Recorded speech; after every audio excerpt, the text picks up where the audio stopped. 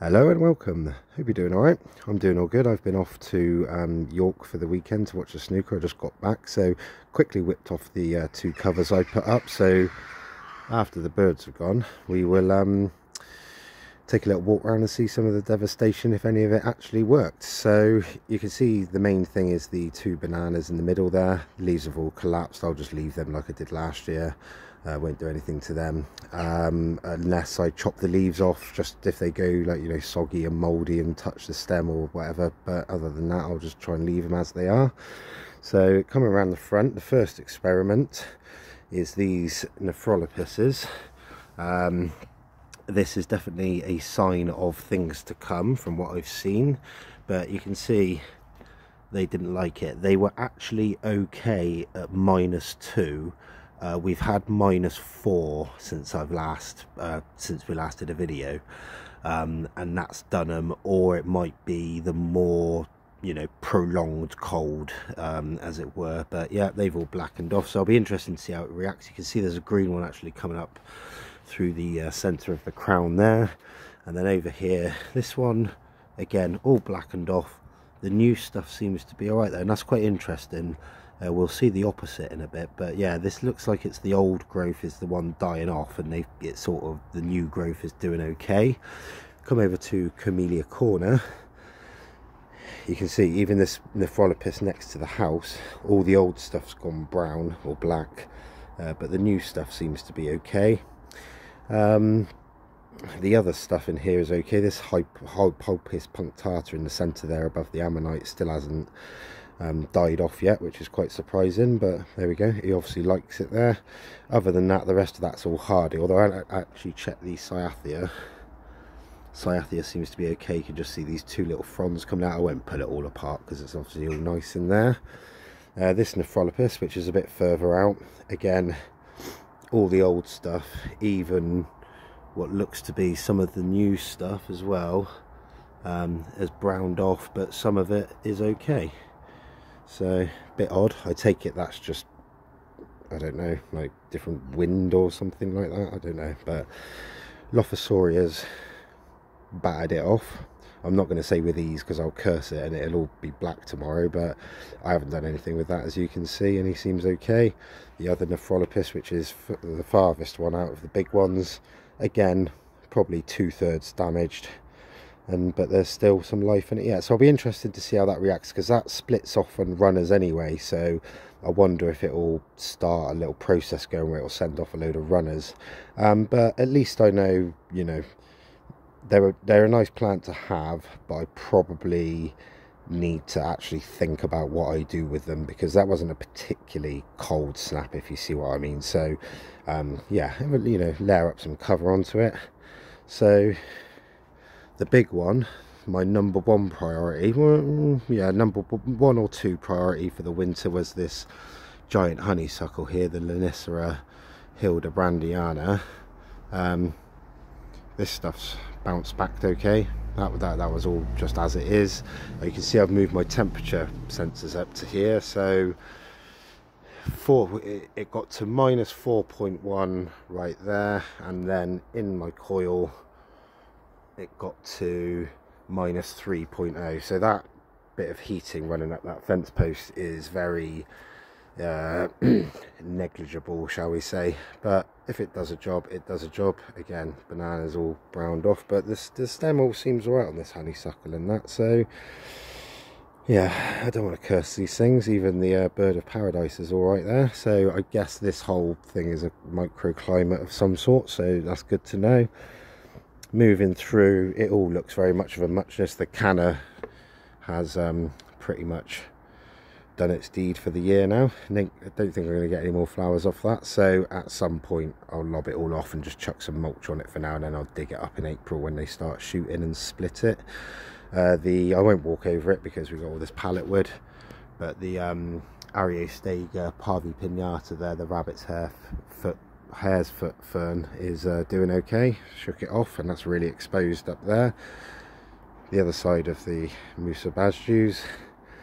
Down here you can see the Atrata has done fine. Kiliensis tomentosa fine. Sword fern fine, actually looking better than what it did normally.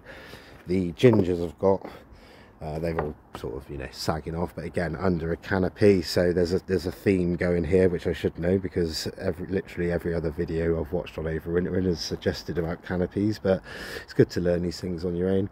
And the Walkabout looking not bad, because that actually last year didn't like it, the cold, but again, whether that was because it was prolonged rather than the actual temperature. So at the back here, one I protected, I did have the cover on it. You can see the clothes pegs at the back there. I've just taken it off, but the leaves of the Tetrapanics are okay. That new one, maybe not. I think he took a bit of a dig, that one.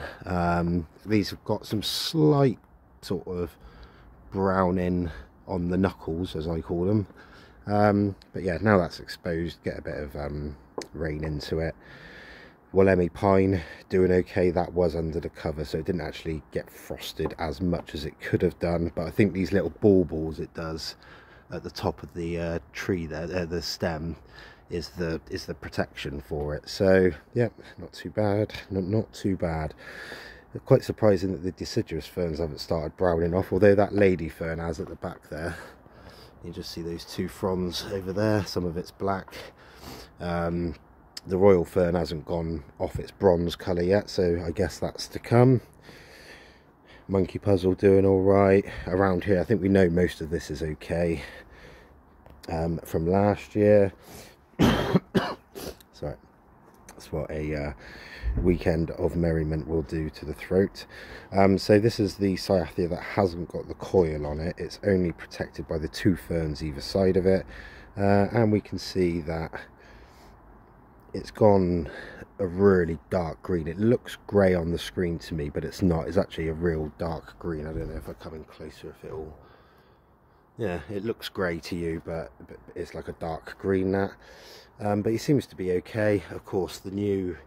anything new on these Cyatheas doesn't like the cold. You can see that Crozier has collapsed there, so that's a shame. But hopefully, if the plant's alive, that's my main thing. If fronds survive, you know, that's a Brucey bonus. Fatsia, we know that's going to be okay. Everything in there looking good.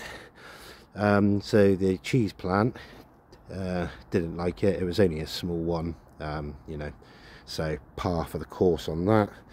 This Cyathea again, this one's got the coil. This actually did collapse, this new Crozier. The rest of it, again, looks okay. It's gone a bit darker green, but not dead. Although you can see this was the last frond to come out, and you can see the end of it is all sort of a bit, you know, it obviously hadn't fully opened, all was very tender. That's all gone, but, you know, it'll be what it is, I suppose. Moving through, I'll have to dodge these wires I've got up.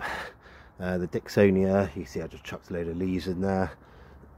He seems right. So, oh God. That's the sort of thing, and we'll get to this in a second, where I am an idiot sometimes, because if we get to the big Cyathea, you probably haven't noticed, but we've lost the big frond that was running up toward, you know, hiding the fat cedar at the back there. I'll take this off before I cause more damage, because it did snap off, but it was me that did it, I think, when I was messing around with it under the cover in the night, because it's actually a snap, and the frond hadn't actually blacked off and done that. It just me being an idiot. I remember that from the Dixonias last year. If they're cold, those fronds are brittle. You just look at them the wrong way and they'll snap, so you need to be more careful at my end.